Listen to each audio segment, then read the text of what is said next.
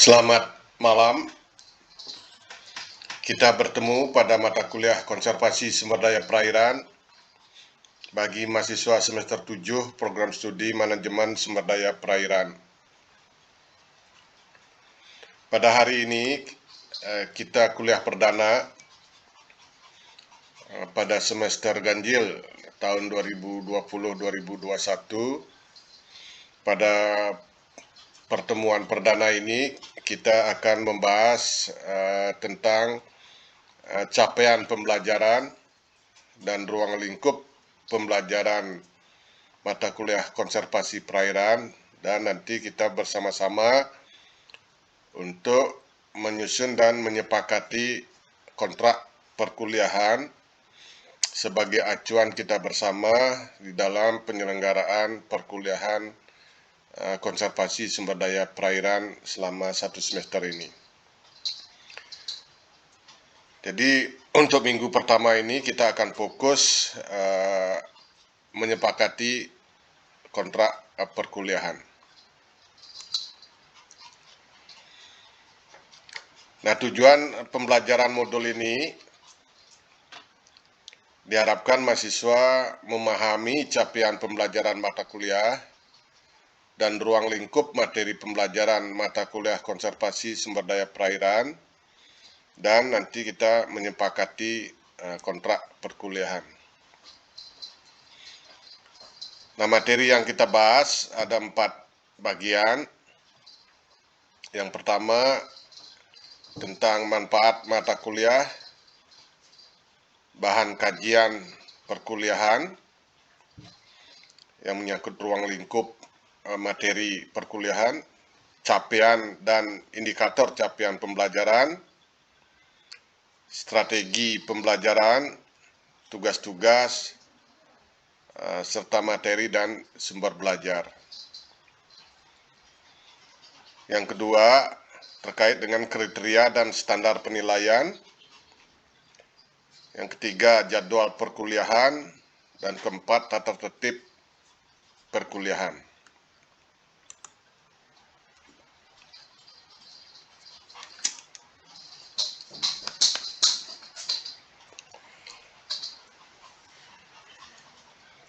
Baik, kita ke materi pertama terkait manfaat mata kuliah, bahan kajian perkuliahan, capaian dan indikator capaian pembelajaran, strategi pembelajaran, tugas-tugas, bahan kajian dan capaian pembelajaran mata kuliah. Nah, perlu mahasiswa memahami apa manfaat dari pembelajaran mata kuliah konservasi sumber daya perairan. Nah, setelah pembelajaran mata kuliah ini diharapkan mahasiswa berpikiran komprehensif, analitis, dan kritis dalam memahami tata kelola kawasan konservasi perairan, kemudian memahami atau dapat membentuk kecakapan partisipasi yang bermutu dan bertanggung jawab dalam menerapkan teori tata kelola dan kaedah konservasi dalam pengelolaan kawasan konservasi. Nah, mahasiswa dapat secara sistematis mengembangkan pola pikir dan pola sikap dalam menemukan inovasi dalam pengelolaan kawasan konservasi perairan guna mewujudkan pembangunan berkelanjutan. Nah, mata kuliah ini sebenarnya adalah lanjutan dari mata kuliah konservasi sumber daya hayati perairan yang telah dipelajari pada semester 5. Ini adalah kelanjutannya terkait dengan pengelolaan kawasan konservasi perairan.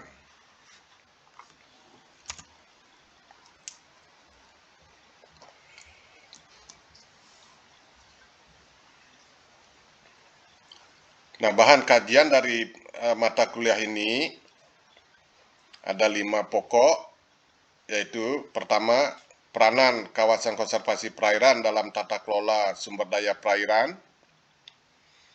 Di sini kita membahas, mengkaji tentang pentingnya kawasan konservasi dalam tata kelola sumber daya perairan. Yang kedua terkait dengan tata kelola kawasan konservasi. Yang ketiga, tata cara dan pola pengelolaan kawasan konservasi perairan. Keempat, ini terkait membangun dan mengelola jejaring kawasan konservasi perairan. Dan kelima, pengelolaan kawasan konservasi perairan dalam konteks perikanan berkelanjutan dan ekowisata. Adapun capaian pembelajaran mata kuliah, yang pertama, nantinya mahasiswa memahami pentingnya capaian konservasi, pentingnya kawasan konservasi perairan. Yang kedua, menguasai tata kelola, perencanaan tata cara, dan pola pengelolaan kawasan konservasi perairan. Ketiga, menentukan sikap dalam menerapkan tata kelola dan pengelolaan kawasan konservasi perairan. Dan keempat, memecahkan berbagai permasalahan serta menjelaskan prasyarat dan implikasi-implikasi dari tercapainya tujuan dan sasaran pengelolaan kawasan konservasi perairan dalam mendorong perikanan berkelanjutan dan ekowisata. Jadi keempat capaian ini harus dipenuhi oleh mahasiswa untuk lulus mata kuliah ini.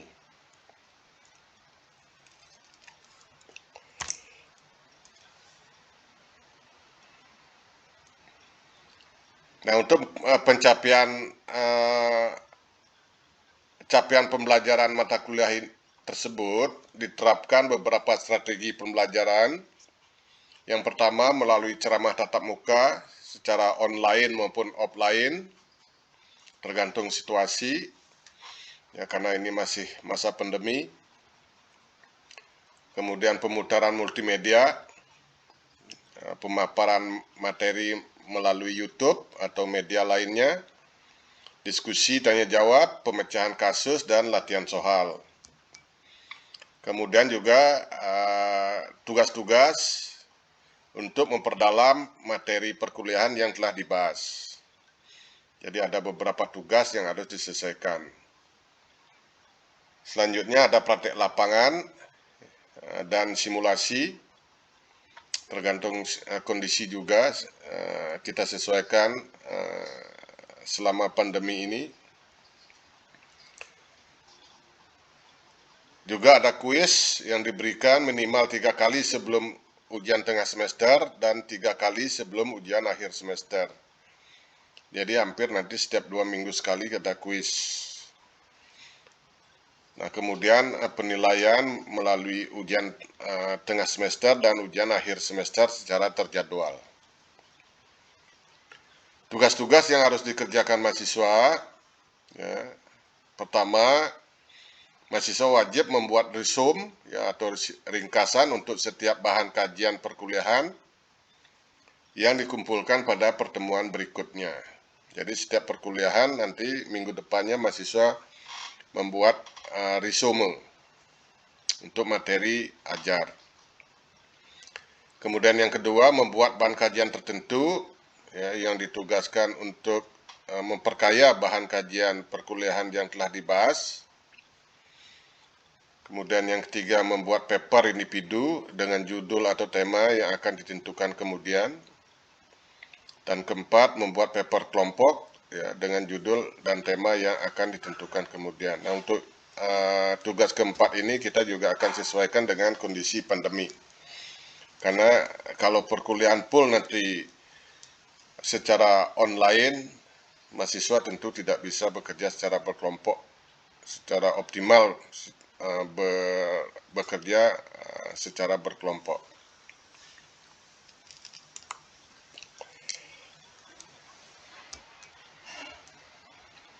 Yang kedua, ini tentang kriteria dan standar penilaian.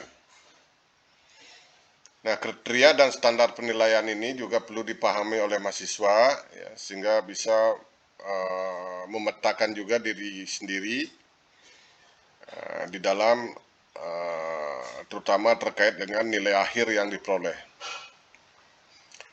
Adapun kriteria nilai akhir ada 3 komponen, yaitu sikap, pengetahuan, dan keterampilan. Sikat, ya. Jadi penilaian akhir dari sikap ini bobotnya 20%, yang meliputi dinilai dari kehadiran, ya, 5%, kemudian ketertiban 5%, keaktifan 5%, dan juga motivasi dalam belajar. Itu juga 5%. Sedangkan pengetahuan, ini bobotnya 45%, terdiri dari kuis 5%, tugas resum 5%, ujian tengah semester 15%, ujian akhir semester 20%.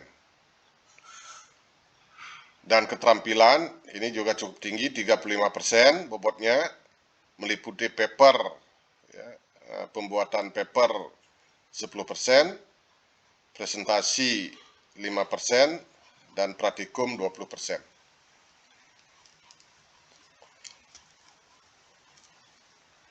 Nah, standar nilai untuk kelulusan, ya, nilai akhir 80 sampai 100 itu dapat nilai mutu A, 66 sampai 80 dapat B, ya, 55 sampai 65,9 C, dan kurang dari 55 tidak lulus. Di sini ada kebijakan nilai tunda, ya. Jadi bagi mahasiswa yang tidak memenuhi salah satu atau beberapa unsur penilaian,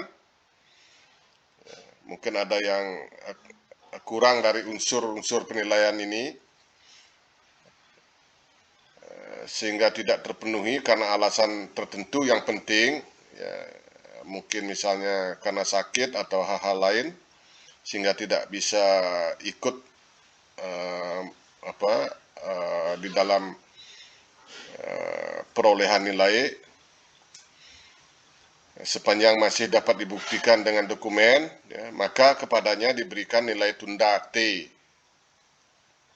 Nah, nilai tunda ini artinya mahasiswa masih mempunyai kesempatan untuk memperbaiki nilai dengan ketentuan nilai T ini harus diselesaikan, ya, apakah nanti dalam bentuk tugas atau lain-lainnya, dalam rentang waktu upload nilai secara online belum berakhir. Nah, namun jika sampai batas waktu tersebut mahasiswa tidak melakukan perbaikan nilai, maka nilainya akan langsung dikonversi oleh sistem itu secara otomatis, angkanya 0, dan tentu tidak lulus, ya, atau mendapat nilai E. Yang ketiga adalah jadwal perkuliahan. Nah, perkuliahan akan berlangsung minimal 16 kali pertemuan, termasuk 2 kali ujian, yaitu ujian tengah semester dan ujian akhir semester. Nah, pada minggu pertama, minggu ini kita sudah sedang membahas topik pendahuluan, artinya pengantar mata kuliah ini, untuk nanti kita menyepakati dan menerjemahkannya ke dalam kontrak perkuliahan. Di minggu kedua, kita akan membahas kawasan konservasi perairan. Minggu ketiga dan kelima tentang tata kelola kawasan konservasi perairan. Minggu keenam, konservasi sumber daya perairan dalam konteks kebijakan internasional, regional, dan nasional. Minggu ke-7 sampai 9, ini 3 minggu, kita akan membahas tentang tata cara dan pola pengelolaan kawasan konservasi perairan. Nah, di minggu ke-10, ujian tengah semester. Minggu ke-11, ini tentang jejaring kawasan konservasi perairan. Minggu ke-12 dan 13, perikanan dalam konteks kawasan konservasi perairan. Minggu ke-14 dan ke-15, ini materi ekowisata dalam konteks kawasan konservasi perairan. Dan minggu ke-16, ujian akhir semester.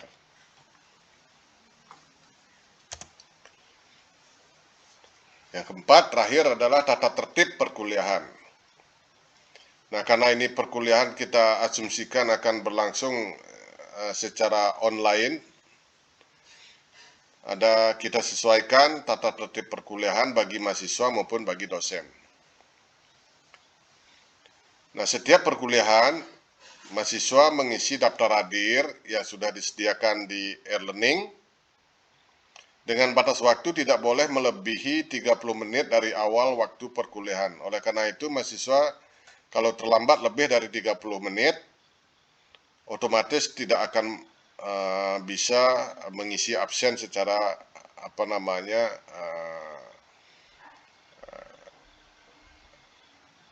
mengisi sendiri absennya, kecuali nanti ada alasan tertentu di mana dosen bisa mengisinya. Mahasiswa juga tetap online mengikuti perkuliahan, jadi tidak hanya mengisi daftar hadir tetapi meninggalkan kuliah. Tentu akan dipantau ya, jika tidak ada respon selama diskusi, ya, dianggap mahasiswa tersebut tidak mengikuti perkuliahan. Oleh karena itu penting bagi setiap mahasiswa untuk aktif selama online. Nah, mahasiswa tidak akan diizinkan mengikuti ujian akhir ya, bila tingkat kehadirannya kurang dari 75%. Jadi silakan kalikan 75% kali 16 kali pertemuan, 14 kali pertemuan. Di luar UAS dan UTS, kalau kurang dari 75%, otomatis tidak akan dianggap bisa mengikuti ujian akhir. Nah, tugas-tugas yang diberikan harus dikumpulkan tepat waktu. Tugas tidak akan dinilai apabila dikumpulkan di luar waktu yang telah ditetapkan, karena sistem akan memblokirnya. Jika ditemukan